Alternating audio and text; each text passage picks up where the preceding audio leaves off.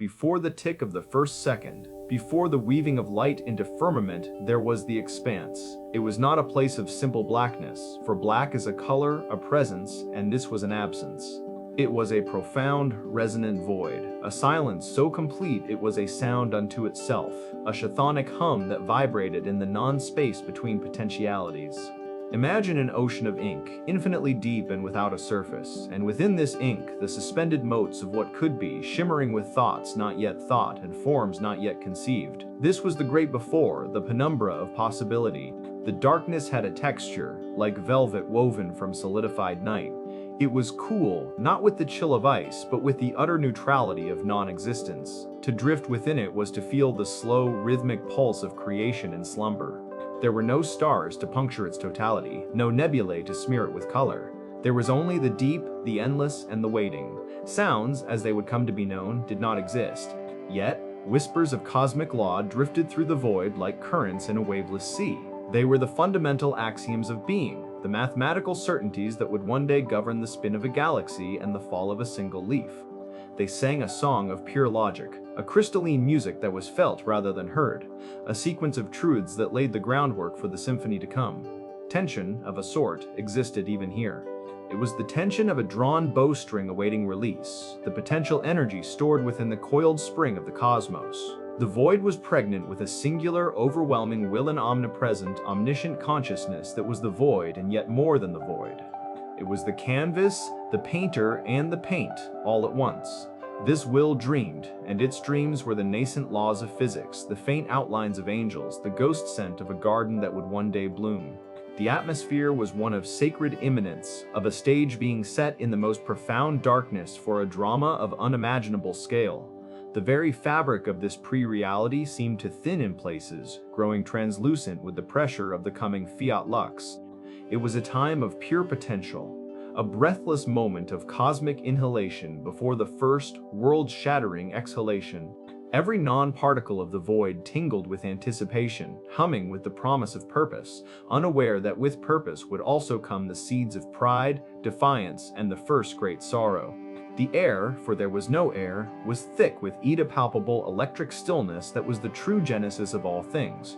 In the unmeasured aeons that followed the first command of be, existence unfurled not as a sudden explosion, but as a slow, deliberate bloom. From the ineffable will, two distinct orders of beings were conceived, each a testament to a different facet of the Creator's artistry. The first were the Malaika, the angels, woven from pure, unblemished light. They were beings of utter submission and praise, their very existence a song of glorification. They possessed no shadow, for they had no capacity for opposition. Their will was a perfect, resonant mirror of the divine will. They were the functionaries of the cosmos, the tenders of galaxies, the guardians of physical law, their forms vast and terrible and beautiful, with wings that spanned starfields and voices that could calm the chaotic birth of suns. Their reality was one of crystalline certainty, a blissful, unwavering devotion that was as fundamental to their nature as gravity was to a planet. Then, from a different substance, a different thought, came the second order, the jinn. They were not born of gentle, passive light, but forged from the essence of Psalm, the smokeless fire. This was not the common, consuming flame of a terrestrial hearth, but its platonic ideal, a scorching, intelligent energy that danced on the edge of materiality. It was the fire of a star's heart, the heat of a thought moving at the speed of light, the invisible shimmer above a desert horizon.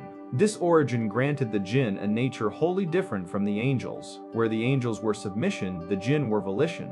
Where the angels were light, the jinn were sentient energy, crackling with passion, intellect, and the perilous gift of choice.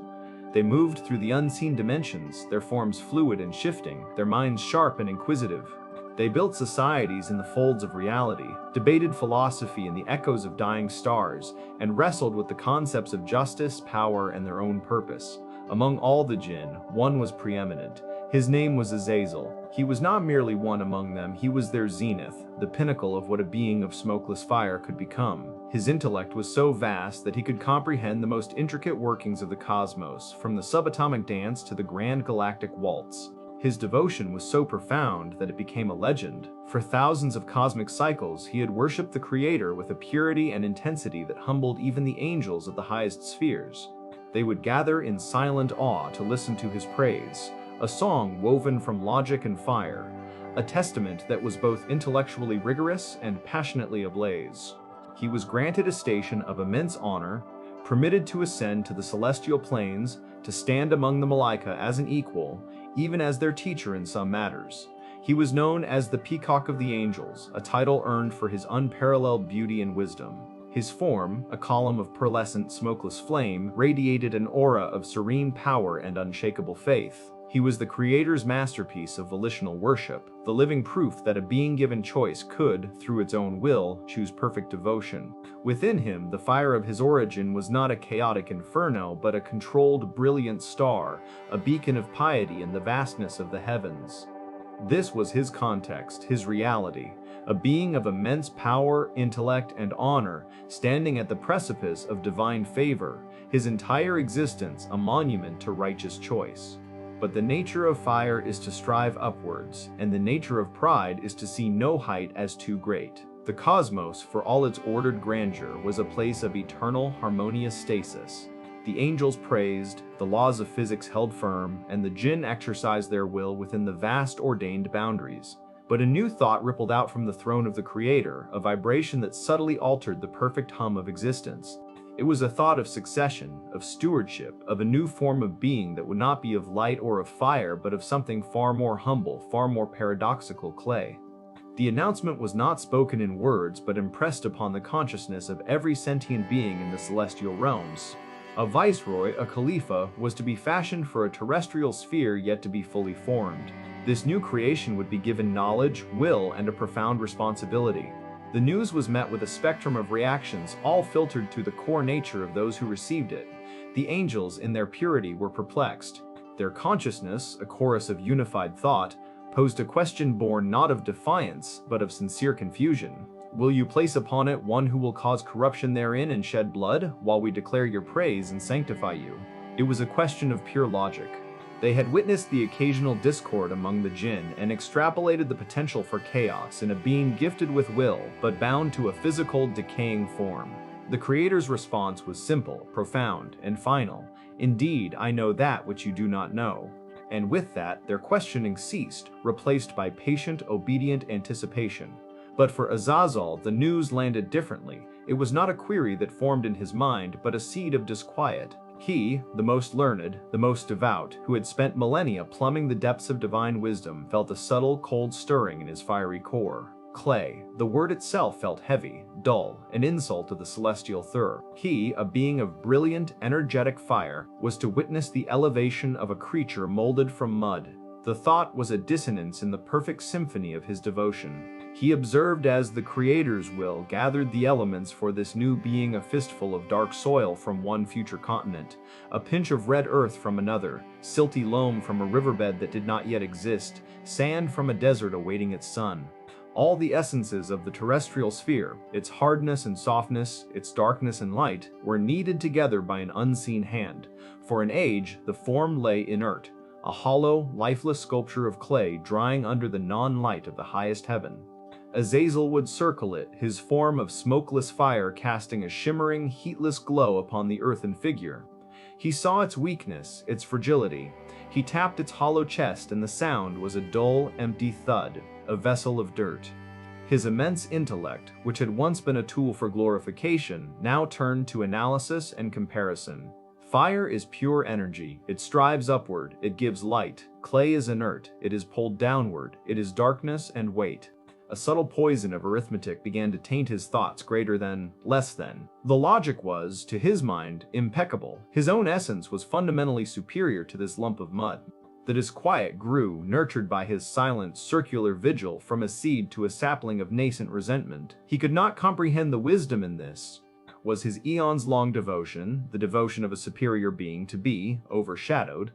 The tension was no longer in the cosmos, but inside him, a silent internal schism between his long-perfected piety and the new burning question of his own status.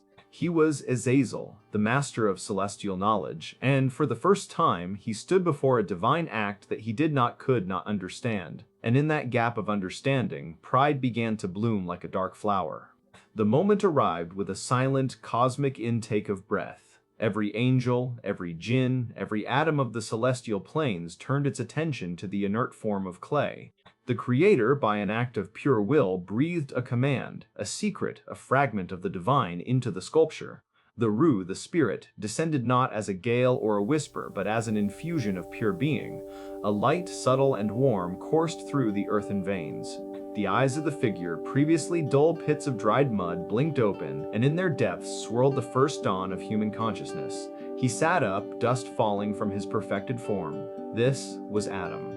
Then came the second command, a wave of intention that washed over all who bore witness. It was not a request, but a fundamental ordering of the new reality, a test of allegiance laid bare, prostrate to Adam.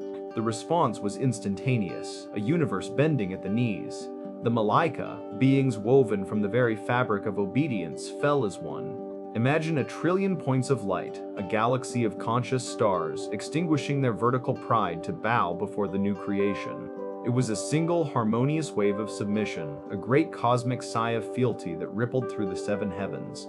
The sound was not of impact, but of light bending, of wills aligning, a rustle of countless wings folding in perfect, synchronized reverence. They did not question the vessel, they honored the Creator's command that sanctified it. Their prostration was an act of worship not to Adam, but to the will that had elevated him. In the midst of this universal sea of prostration, one figure remained standing, a solitary pillar of smokeless, pearlescent fire, Azazil.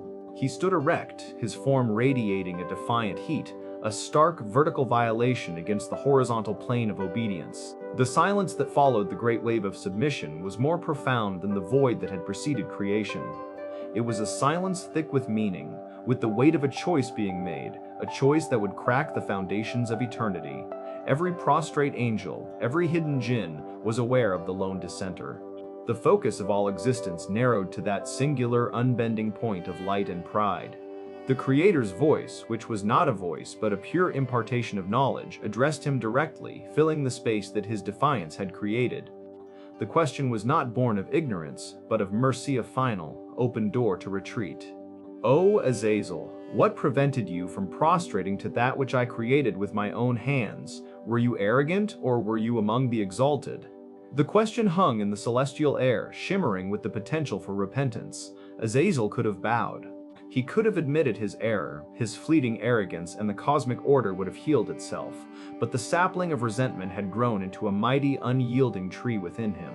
He felt the fire of his own being, the fierce intelligence of his own mind, and he looked at the being of clay before whom the heavens had just humbled themselves. His logic, now a prison, allowed for only one conclusion. He marshaled his essence, and for the first time, a voice issued from the celestial planes that was not one of praise. It was a sound of argument, of justification of the self placed before the divine. The words, when they came, were forged in the very fire of his being, each syllable a spark of incandescent pride. I am better than him, Azazil declared, his voice a clean, sharp, resonant vibration that cut through the sacred silence. The assertion, once a private thought, was now a public creed. He elaborated, laying his reasoning bare before the Creator of reason itself. You created me from fire, and him you created from clay. It was a fatal syllogism. The declaration echoed, and with it, the universe fractured. This was not a simple act of disobedience, it was a challenge to the very wisdom of the Creator. It was a being judging its maker's work and finding it flawed. It was the creature placing its own limited understanding of better above the unlimited knowledge of the divine. In that moment, his millennia of worship turned to ash. His profound knowledge became a weapon turned against its source. The response was not an argument, but a sentence. A new reality was declared, the mercy was withdrawn. Then get out of here, for indeed you are accursed, and upon you is my curse until the day of recompense. The words struck Azazil like a physical blow. The very nature of his being began to unravel. The name he had borne with honor, Azazil, was stripped from him. It dissolved into the its meaning lost. In its place, a new name was branded upon his essence, Iblis. It meant, he who is despaired, the one cast out. The name itself was a cage, a definition of his new, eternal state of being. His form, once a beautiful column of pure, smokeless fire, began to transform. The pearlescent light within him dimmed, curdled. Sooty, shadowy flecks began to appear in his fiery essence, like a sickness of the soul made manifest. His radiant glow was replaced by a baleful, lurid light, the color of dying embers and bitter resentment. He felt a cosmic fall, a sickening spiritual plummet from the heights of divine proximity to a state of utter, absolute distance. He was no longer a participant in the divine assembly, but an outcast, an adversary. Yet, even in his fall, his pride remained. Defeated and cursed, he made one final, audacious plea. It was not for forgiveness, but for time. My Lord, then reprieve me until the day they are resurrected. The reprieve was granted. And with this borrowed time, Iblis, the despairing one, the newly minted adversary, sealed his fate and declared his eternal purpose. His voice, now raspy and warped, filled with a venomous new resolve, made a vow that would haunt creation for all of time. Because you have put me in error, I will surely sit and wait for them on your straight path. Then I will come to them from before them and from behind them and on their right and on their left, and you will not find most of them to be grateful. It was a declaration of war, not against the Creator, whom he knew he could not defeat, but against the fragile, clay-born creature who had been the catalyst for his ruin. His fall was complete, but his story in humanity had just begun. The echo of Iblis' terrible vow faded, leaving a silence more wounded and complete than any that had come before. The cosmic hum, once a perfect chord of praise, now contained a jarring, dissonant note of enmity. The immediate aftermath of the fall was not a chaotic explosion, but a profound and chilling alteration of the very fabric of reality. The celestial air, once perfumed with pure devotion, now carried a faint, acrid scent smell of burnt pride and nascent evil. Slowly, like a tide returning, the angels rose from their prostration. Their forms of pure light seemed subtly altered. The serene certainty in their gaze was now tinged with a new, profound understanding of sorrow. They had witnessed the first sin, the first true schism in the seamless tapestry of existence. For the first time, they comprehended the concept of loss, not as a theoretical possibility, but as a visceral reality. Their praise, when it resumed, was different. It was deeper, imbued with a new gravity, the praise of those who had seen the alternative and now clung to their own state of submission with a more conscious, more poignant gratitude. They looked upon Adam, not with envy or resentment, but with a new sense of solemn duty, for they now understood he was not just a viceroy, but a battlefield. For Adam, this cataclysm was his genesis. His first moments of true sentient awareness were of this grand cosmic tragedy. His first sight was of a being of majestic fire being warped and cursed. His first sound was a vow of eternal hatred directed at him and his progeny. He was born into a universe that had just been broken. The concept of an enemy was woven into the very first threads of his consciousness. He felt a primordial shiver, a vulnerability that was now intrinsic to his clay form. He looked down at his own hands, marveling at the miracle of his being, but that marvel was now forever shadowed by the knowledge that his existence had precipitated such a great fall. A profound loneliness settled upon him, the loneliness of being the cause, the center, of a conflict he did not yet understand. Iblis, meanwhile, completed his descent. It was not merely a change in location, but a fundamental change in state. He fell from the dimension of divine proximity into the realms of shadow and whisper. The warmth of grace was replaced by the biting cold of eternal distance. The world looked different to him now. Where he once saw divine order and beauty, he now saw flaws, weaknesses, and opportunities. The very light of the heavens now seemed to mock him, and he recoiled from it, finding comfort in the penumbral spaces, the unseen corners, the liminal realms between worlds. His magnificent intellect did not vanish, it was repurposed. It was no longer a tool for understanding divine wisdom, but a razor-sharp instrument for deception, for finding the hairline fractures in a person's faith, for crafting the perfect whisper of doubt to plant in a vulnerable heart. He was a being of immense power, now entirely dedicated to unraveling the work of his creator, one soul at a time. The first consequence was a universe in which perfection was no longer the default state. A choice had been made, a line had been drawn, and the great drama of free will had found its antagonist. The age of innocence was over. It had lasted only a moment. The fall of Iblis was not a singular event that ended, but a stone dropped into the placid lake of existence, its ripples spreading outwards, altering everything they touched, continuing to expand through the whole of time. The deeper consequences were philosophical, metaphysical, and eternal. Before his defiance, the universe operated on a single axis of praise. Now, a second axis, that of rebellion, had been brutally introduced. Duality was born. With the shadow of Iblis came the very concepts of doubt to counter faith. of despair to counter hope, of darkness to counter light, not as mere absences but as active, striving forces. The very nature of testing was now defined. Adam and all his descendants were to be placed in a world where the path to righteousness was not the only path available. It would be a path of conscious choice, made difficult by an adversary of profound intelligence and burning hatred. The free will gifted to humanity was no longer a simple tool for worship. It was now the central mechanism of a great and terrible trial. Every human soul would have to reenact, on its own small stage, the choice that Iblis had faced. Would they bow to the wisdom of the Creator, or would they elevate their own logic, their own desires, their own pride, above it? Iblis' fall, in a terrible paradox, gave humanity's obedience its meaning. Without the possibility of failure, success is a hollow concept. Without the whisper of the tempter, the turning towards God is not a victory, but a default. The transformation of Iblis continued. He was no longer a singular being, but a force, a principle. His essence, once concentrated, began to permeate the unseen world. He gathered his own progeny from among the jinn who chose to follow his path of arrogance, forming legions of shadows to carry out his war. The jinn, as a race, were now fractured, split between believers and unbelievers, their societies forever marked by the schism of their greatest member. Iblis became the arch-tempter, the master of illusions, the one who makes the ugly seem beautiful and the wrong seem right. His ongoing transformation was to become less and less a being of fire, and more a being of whispers, the subtle insinuation of envy in a human heart, the cold logic of greed, the hot flush of anger. He learned to work not through overt displays of power, but through the quiet, insidious corruption of thought and intention. The ripple effects reordered the cosmos. A new category of divine action was necessitated: mercy and forgiveness. Before the fall, there was no need for pardon, as there was no crime. Now, a path of return had to be established for Adam and his children, who would inevitably be swayed by the tempter. The concepts of repentance and redemption became fundamental pillars of the relationship between the creation and the Creator. The fall of Iblis, an act of pure, unrepentant pride, ironically paved the way for the uniquely human journey of sinning, regretting, and being forgiven.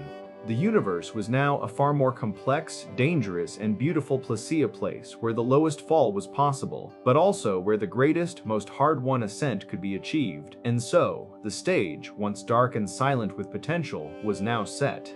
The void, which had once hummed with the pure logical music of possibility, now resonated with the echoes of that first, terrible choice. The defiance of Iblis hangs there still, a permanent phantom chill in the fabric of space-time.